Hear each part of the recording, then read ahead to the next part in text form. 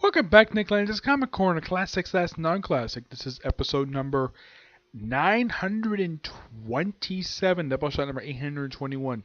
Two Harley Quinn trades. First up, it's Harley Quinn, Volume 2, Power Outage by Jimmy Palmiotti and Amanda Connor, who does the writing in here.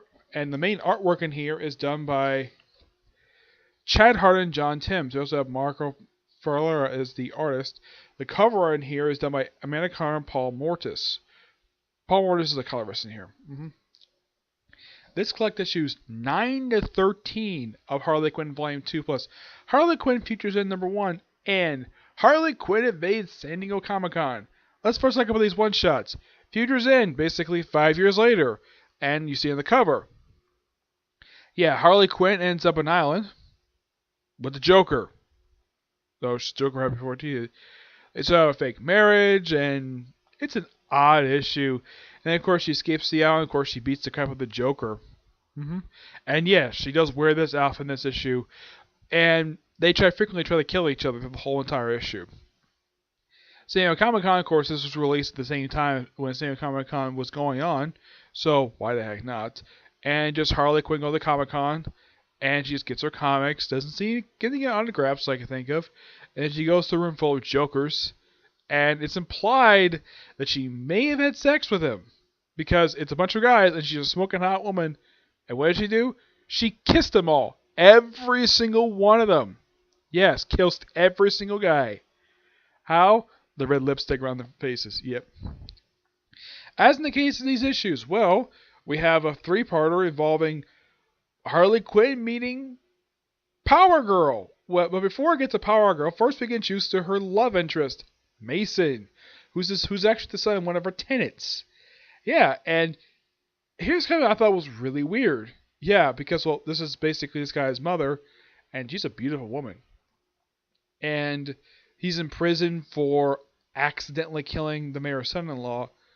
Yeah, from the way they describe it later on, it's like, why not charge him with manslaughter, not first-degree murder? I thought this was really stupid on the part of the people who did justice in the fictional universe. Yeah, he gets out and just hangs around Harley Quinn the rope most of the time before he's finally arrested. Ends at the prison. He's into Arkham Asylum where he meets the Joker. Yeah, they meet at a diner. They sort of hit it off, and then they meet up again when Power Girl crashes on the beach near Coney Island. Of course, this was just after she crashed, after Harley Quinn and her friend decided to go skinny dipping in the ocean. Yeah, they decided like, okay, I'm not getting my underwear wet, so I'm gonna like one of the girls like, I'm gonna go in there butt naked, and it's so funny. Yeah. And of course we have Harley Quinn and Power Girl. Of course, Power Girl apparently gets amnesia from bird poop. Okay, so Harley makes an outfit based on Power Girls by, well, you see what briefly she gets knocked out, and then what does Harley do? Strips her butt naked. One of two female superheroes she does this to. And no, she does not sleep with her at all, or at least try to have sex with her. Nope. She doesn't do that. The only other person she's ever done this to is Wonder Woman and Harley Quinn's little Black Book. So yes, not the only time she does this. Yeah, and of course there's a joke basically about her boob window. Yep. So okay, trying to figure out where to take her heart. And Harley's like, check her breast, that's probably where the heart is.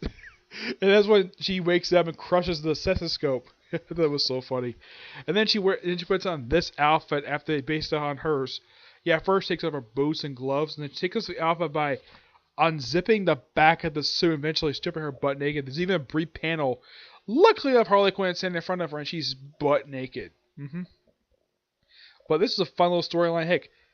And there's even one point where they go off to space, and they come back, and Power Girl's wearing a wedding dress. You want an explanation for this? Read the Harley Quinn and Power Girl miniseries. Yep.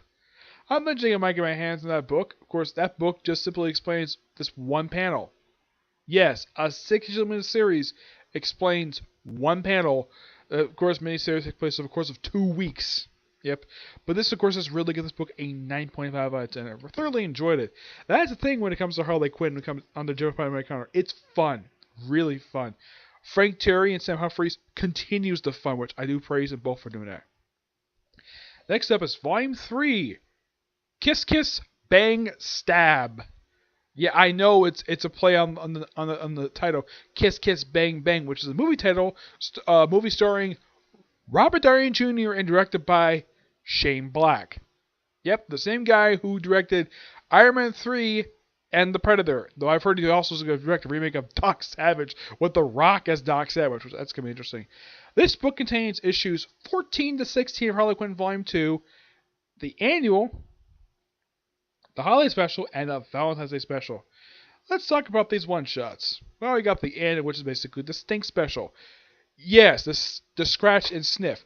Luckily enough, the graphic novel gets rid of that stupid gimmick. I'm not sure why in the world they did this for. They did this once and they never did it again.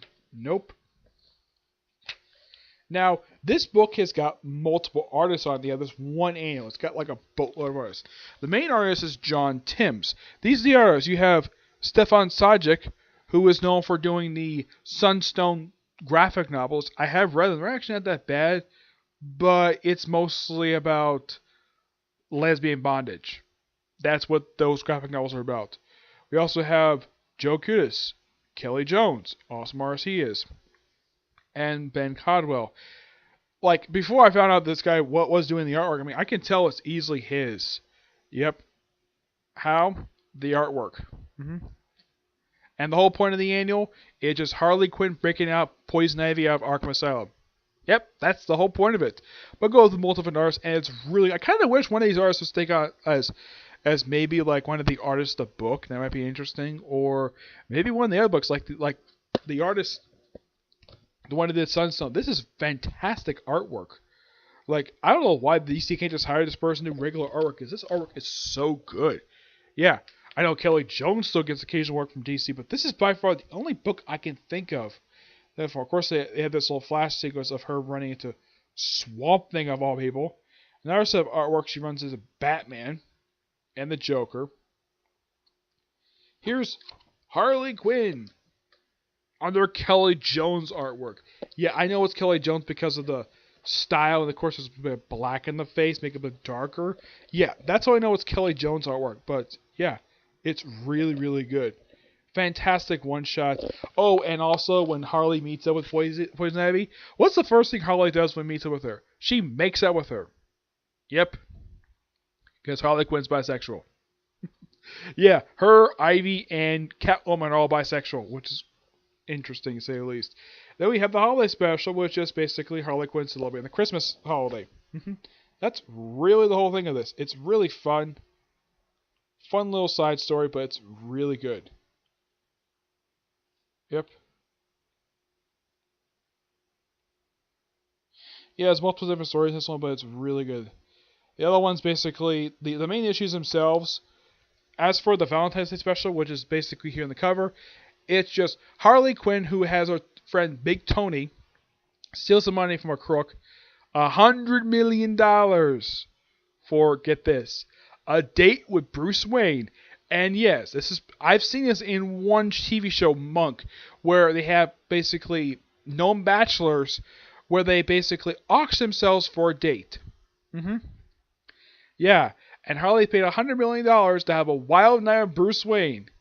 And Bat meets up with her later, and he tells her like he's very happy that he made his friend Bruce Wayne. Like, he thanked her for it, but he's let her go after she kisses Bruce Wayne on the lips, and then she kisses Batman on the lips, and she doesn't know the fact that it tastes exactly the same. Of course, probably from her perspective, it's probably his. Yep. The main issues themselves, with basically Harley Quinn setting up basically the potential. Basically, at the end of issue 16, it's the debut of the gang of Harleys. Yep. Yeah, these 3 issues are just tryouts. That's simply what they are. Eventually, she does get a gang of Harleys at the very end. But this, of course, is really good. I'm going to give this book a 9.5 out of 10. But it's weird, though. You have a trade like this, and it's this thick, and you only have 3 issues from the ongoing series plus 3 one-shots. Yep. That was the weird thing about this run. They love putting out one-shots. I have no idea why. Because you have the annual, the Valentine's special, the holiday special, Then San Diego Comic-Con, the Road Trip special, and features basically about almost 8 one-shots over the course of 30 issues. Yes. And my guess is the reason why I didn't do another annual, probably because, and this is my personal theory of why this series didn't get another annual, probably because the Harley Quinn annual didn't sell too well. That's probably the reason we haven't seen another annual. And the annual came out roughly about 5 years ago, and I've been curious still of why. But my theory is that the reason why that there hasn't been another annual for Harley Quinn released, not even the current volume is an annual, probably because this one annual they put out didn't sell too well, and the gimmick about the cover was really bad. The issue itself was not terrible. It's a really fun issue. But, yeah. Almost forgot to mention when Power Girl gets back her power or memories, Harley Quinn begs her for lying to her, and so she kind of forgives her by basically dumping her on top of the Eiffel Tower in Paris. Yeah, and then by the next issue, she's back in New York somehow. Yeah, but these two are really fun trades. I do highly recommend people are fans of Harley Quinn. Yeah, but the other artists in here, aside from the ones in the annual, are, well, the main artists are Chad Hart and John Timms, with Stefan Zajic, Joe Kittis, Ben Caro, of course Kelly Jones, Maurice, Brett Peters, Amanda Connor, the late Darwin Cook. I actually own some of the covers in here. I miss Darwin Cook. I really love the guy's art. I really would love to meet the guy, but the guy passed away roughly just a few years ago. Aaron Campbell and Tony Salas. Alex St. Clair does this cover. Of course, Alex St. Clair is a colorist in here. Yep. So, not much else to say about these two trades, but two really good ones. Next comic corner I'm eventually going to do is going to be on a Wolverine trade and a trade from Legion of Superheroes. That'll be sometime later. I won't be today anyways. I haven't read the other one yet. But the next bit I'm going to do after this one is a review of the newest chapter of the 7 Deadly Sins. Okay? But do see you next review. Bye.